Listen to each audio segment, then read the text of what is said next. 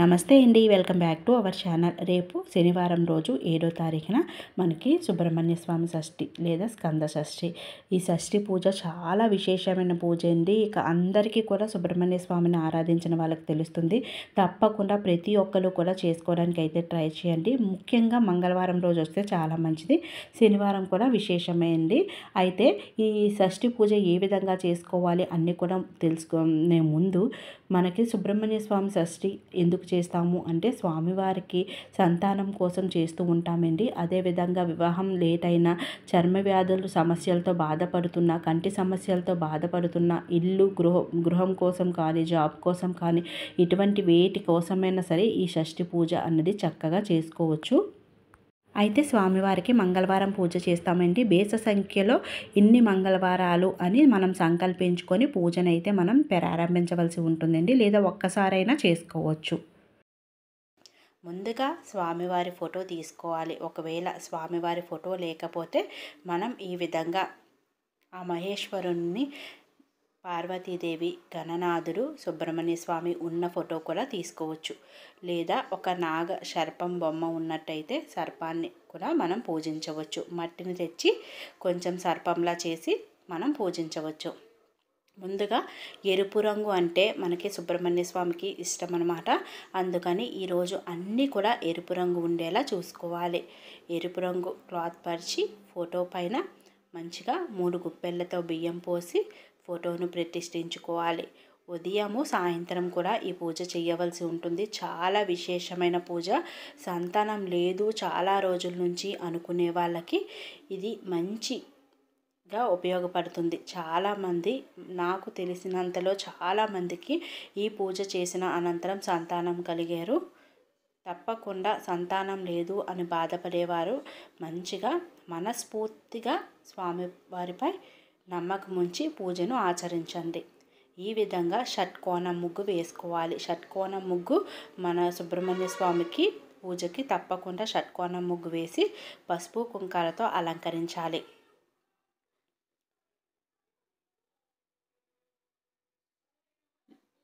లేదు ఇలా చెయ్యలేము అనుకునే వాళ్ళు ఒక ప్రత్యామ్నాయం అయితే ఉంది. అది నేను వీడియో ఎండింగ్లో అయితే చెప్తాను. ఇలా నేనైతే మధ్యలోనే స్వస్తిక్ వేస్తున్నాను. ఇలా స్వస్తిక్ వేసి స్వస్తిక్ పైన కూడా కొంచెం కుంకుమ వేసుకోవాలి. వేసుకొని ఇలా మనం ఒక చిన్న మంత్రం అయితే రాయవలసి ఉంటుంది. అందుకని నేను కోణాల్లో కొంచెం కొంచెం పసుపుని వేస్తున్నాను. ఉదయాన్నే తలకు స్నానం చేయాలి. ఉపవాసం తప్పకుండా ఉండాలన్నమాట.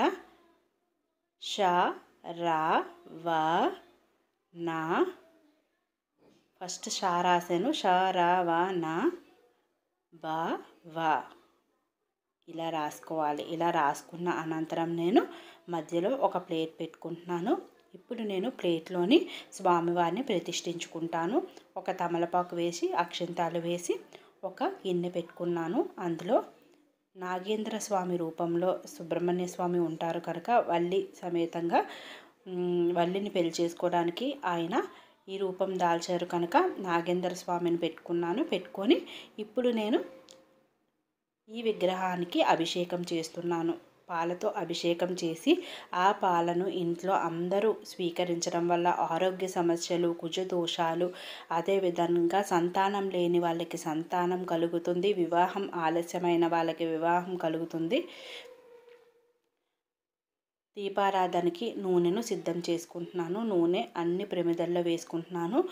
6 సంఖ్య స్వామివారికి మంచిది. ఎందుకంటే 6 తలలతో సర్పంలా స్వామివారు ఉంటారు. అందుకని ప్రతి ఒక్కటి కూడా 6 ఉండేలా చూసుకోండి. ఎర్రని ఒత్తులు ప్రతిదీ కూడా అక్షంతాలతో సహా అన్నీ కూడా ఎరుపు రంగు ఉపయోగిస్తే ఈ పూజకి చాలా మంచిది. ఎర్రని పుష్పాలు మాల, ఎర్రని పుష్పాలతో అష్టోత్తరము, ఎరుపు రంగు ఒత్తులను, ఎరుపు రంగు అన్నీ కూడా ఇంకా ప్రతిదీ కూడా ఎరుపు రంగులో ఉండేలా చూసుకోవాలి. ఎరుపు రంగు క్లాత్ పరిచి పూజను ఆచరించడము ఇవన్నీ కూడా చేస్తే చాలా మంచిది. పిండి దీపాలకు స్వామివారి బొట్టు పెట్టుకున్నాను. అదేవిధంగా నెమలి స్వామివారి వాహనం కనుక నెమలి దీపారాధన కూడా ఈ పూజలో నేను ఆచరిస్తున్నాను.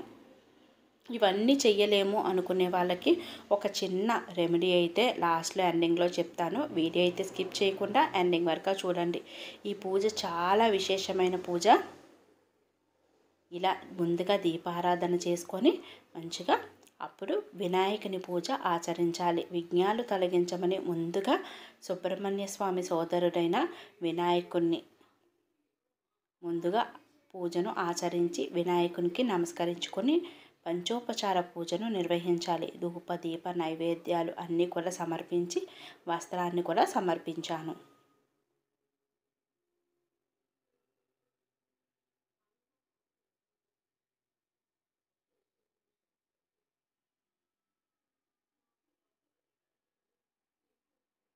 ఇలా వినాయకుని పూజ అనంతరం మనం ఇప్పుడు సుబ్రహ్మణ్య స్వామికి పూజను చేయవలసి ఉంటుంది. దీపలక్ష్మికి పూలు అక్షంతాలు సమర్పించి నమస్కరించుకొని పూజనైతే ఇప్పుడు ఆచరిస్తున్నాను.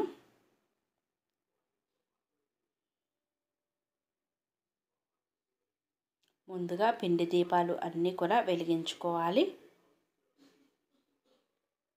షట్కోణం ముగ్గు చుట్టూ కూడా నేను పిండి దీపాలను 6 దీపాలను మంచిగా అమర్చుకున్నాను. ఇవన్నీ కూడా వెలిగించుకొని స్వామివారిని మంచిగా నమస్కరించుకోవాలి. మీరు ఏది సంకల్పించుకొని ఏ కోరిక సంకల్పించుకొని పూజను ఆచరిస్తున్నారో అది సంకల్పించుకొని నమస్కరించుకొని అచమానం చేసుకున్న తర్వాత సంకల్పం చేసుకోవాలి. నమస్కరించుకొని మీరు ఎన్ని వారాలు చేయాలి అనుకుంటున్నారో, అంటే సుబ్రహ్మణ్య స్వామి షష్ఠి ఈ వారం చేసి మంగళవారాలు కూడా చేసుకోవచ్చు. మంగళవారాలు అన్ని వారాలు చేసుకోవచ్చు. ఎన్ని వారాలు చేయాలి అని సంకల్పించుకుంటున్నారో 5 కానీ 9 కానీ అలా మీ ఇష్టం అన్నమాట. 11 కానీ 21 ఇలా ఎన్ని వారాలు సంకల్పించుకుంటే అన్ని వారాలు సంకల్పించుకొని మనస్ఫూర్తిగా నమస్కరించుకొని స్వామివారికి అభిషేకాన్ని ఆచరించాలి. ముందుగా శుద్ధమైన గంగా జలంతో స్వామివారిని అభిషేకించాను. తరువాత మంచిగా పాలతో మీరు కావాలి అంటే స్వామివారికి అన్నీ కూడా సమర్పించి అభిషేకం చేసుకోవచ్చు. పంచామృతాలు అన్నీ కూడా స్వామివారికి సమర్పించి అభిషేకం చేయవచ్చు. లేదా గంగాజలాన్ని సమర్పించి కూడా అభిషేకం చేసుకోవచ్చు. లేదు పాలు ఉంటే పాలతో స్వామివారిని అభిషేకాన్ని ఆచరించవచ్చు. ఇలా అభిషేకం అనంతరం ఆ పాలను మంచిగా తీసుకొని ఒక గిన్నెలో వేసుకొని ఇంట్లో అందరూ స్వీకరించడం వల్ల ఎటువంటి అనారోగ్య సమస్యలున్నా ఏదైనా సరే అన్నీ కూడా తొలగిపోతాయి. ఆ స్వామివారి అనుగ్రహం మన పైన లభిస్తుంది. గంధంతో కుంకుమతో స్వామివారికి బొట్లు అయితే పెట్టుకుంటున్నాను. మళ్ళీ స్వామివారిని తమలపాకుపై అక్షంతాలు వేసి ప్రతిష్ఠించుకున్నాను. ఇప్పుడైతే స్వామివారి అష్టోత్తర శతనామావళి ఉంటుంది. అష్టోత్తర శతనామావళి బుక్లో ఉంటుంది. తప్పకుండా ఆ బుక్లోని మనం చదువుకోవచ్చు అన్నమాట. లేదా మనకి గూగుల్లో PDF కూడా ఉంటుంది. అలా కూడా మనం చదువుకోవచ్చు. వస్త్రాన్ని సమర్పించి మనం స్వామివారి పూజను ఆచరించాలి. నేనైతే ఎరుపు రంగు పుష్పాలను గులాబీలను సమర్పించి స్వామివారికి అష్టోత్తరాన్ని అయితే చదువుకుంటున్నాను. అష్టోత్తర శతనామావళి చదువుకోవాలి. మనస్ఫూర్తిగా ఏవి ఉన్నా ఏమీ లేకపోయినా మీ కోరిక ఏటో మనస్ఫూర్తిగా స్వామివారికి నమస్కరించుకొని మంచిగా పూజను ఆచరించాలి. ఒకవేళ ఇవన్నీ చెయ్యలేము అనుకునే వాళ్ళు పుట్ట ఉంటే మీ ఇంటికి దగ్గరలోని ఎక్కడైనా పుట్టలు ఉంటాయి కదా, అటువంటి పుట్టలు ఉన్నట్టయితే మీరు అక్కడికి వెళ్ళి మంచిగా కొంచెం పాలు, అదేవిధంగా కొంచెం చిమ్మిడి నువ్వులను బెల్లాన్ని కలిపి, ఒకవేళ చిమ్మిడి కూడా చేయలేము అనుకునే వాళ్ళు నువ్వులు బెల్లాన్ని తీసుకువెళ్ళి ఒక కోడిగుడ్డు కూడా తీసుకువెళ్ళాలి. ఈ 3 తీసుకువెళ్ళి అక్కడ పుట్ట దగ్గర ఒక ఆకు వేసి పెట్టుకోవాలి. గుడ్డును లోపల వేయొచ్చు.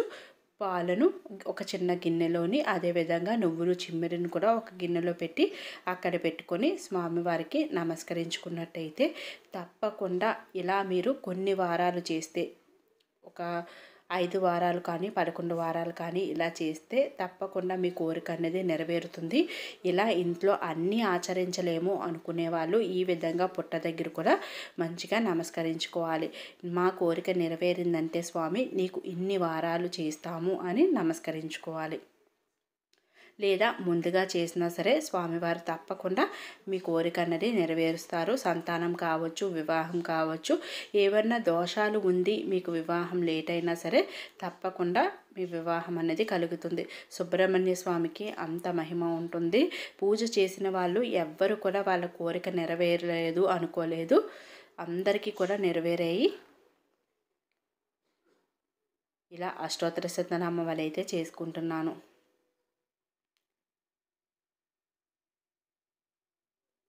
ఇలా పూజ చేసిన తర్వాత మనం మంగళవారం రోజు పూజ చేస్తున్నాం కదా, ఆ రోజు సాయంత్రం మనం స్వామివారిని కదపకూడదు. బుధవారం రోజు సాయంత్రం కూడా పూజను చేసుకొని మనం బుధవారం రోజు స్వామివారిని ఉదయాన్నే ఇవన్నీ కూడా తీసేసి మంచిగా పూజ ఆచరించి అప్పుడు ఆ దీపం కొండెక్కిన తర్వాత స్వామివారిని కదుపుకోవాలి. అప్పుడు వరకు కదపకూడదు. ఈ పూజను పూజ గదిలో చేసుకోవచ్చు, లేదా వేరే పీట పెట్టి కూడా చేసుకోవచ్చు. నైవేద్యం కింద చిమ్మిడి ఉండలు, అదేవిధంగా పాలను, వడపప్పును, సలివిడను నివేదిస్తారు. తాంబూలాన్ని కూడా నివేదించాను, పళ్ళను కూడా నివేదించవచ్చు. ముఖ్యంగా మనకు కావాల్సినవి అవే. కొబ్బరికాయను కూడా స్వామివారికి కొట్టుకోవాలి. ఈ విధంగా ఎవరైతే స్వామివారికి భక్తి శ్రద్ధలతో ఆరాధిస్తారో సుబ్రహ్మణ్య స్వామి షష్ఠి రోజు వాళ్ళ అనుకున్న కోరిక తప్పకుండా నెరవేరుతుంది. సంతానం కావచ్చు, వివాహం కావచ్చు, దోషాలు తొలగించడం కావచ్చు, లేదా పిల్లల అభివృద్ధి కోసం ఇవన్నీ కూడా స్వామివారి అనుగ్రహం ఉంటే కలుగుతాయి. రేపు తప్పకుండా అందరూ కూడా స్వామివారి అనుగ్రహం పొందుతారు, ఈ పూజను ఆచరిస్తారు అని అనుకుంటున్నాను. మీరు ఎంత సింపుల్గా చేసుకున్న ప్రాబ్లం లేదు. ముందుగా భక్తి అన్నది ఇంపార్టెంట్ అన్నమాట. ఏదైనా ప్రాబ్లం లేదు. మీ దగ్గర ఏవి ఉంటే వాటితోనే చేయండి. విగ్రహం లేదు, ఫోటో లేదు అంటే ఒక చిన్న మట్టి ముద్దను తెచ్చి సర్పం ఆకారంలో చేసి పూజను ఆచరించి అనంతరం దాన్ని నీటిలో కలిపి ఏదైనా మొక్కకు పోయండి తొక్కని ప్రదేశంలో. పిండి దీపాలు మరుసటి రోజు మనం ఆవుకి పెట్టాలి. ఈ నైవేద్యాలన్నీ కూడా మనం స్వీకరించి ఎవరికైనా పెట్టుకోవచ్చు, ఏం ప్రాబ్లం లేదు. అదేవిధంగా పుష్పాలను, ఆకులను ఇవన్నీ కూడా తీసేసి ఒక బ్యాగ్లో పెట్టి గంగలో కలుపుకోవాలి. చూస్తున్నారు కదా ఫ్రెండ్స్, ఈ విధంగా మనం సుబ్రహ్మణ్య స్వామి షష్ఠిని చేసుకోవాలి. స్వామివారి అనుగ్రహం మీ అందరిపైన ఉండాలి అని మనస్ఫూర్తిగా కోరుకుంటున్నాను. ఈ వీడియో ఎలా అనిపించిందో కామెంట్ సెక్షన్లో కామెంట్ చేయండి. మర్చిపోయాను ఒక చిన్న విషయము ఏంటి అంటే, పెట్టిన వస్త్రాన్ని ఏం చేయాలి అక్క అంటున్నారు. పెట్టిన వస్త్రాన్ని మనం స్వామివారి వస్త్రాన్ని గంగలో కలపవచ్చు, లేదా ఏదైనా పచ్చని చెట్టు దగ్గర వేసేయచ్చు. మరిన్ని ఇంట్రెస్టింగ్ డివోషనల్ వీడియోల కోసం మన ఛానల్ని సబ్స్క్రైబ్ చేసుకోండి. ఏమైనా డౌట్స్ ఉంటే కామెంట్ సెక్షన్లో కామెంట్ చేసి అడగండి, తప్పకుండా రిప్లై అయితే ఇస్తాను. Thanks for watching this video.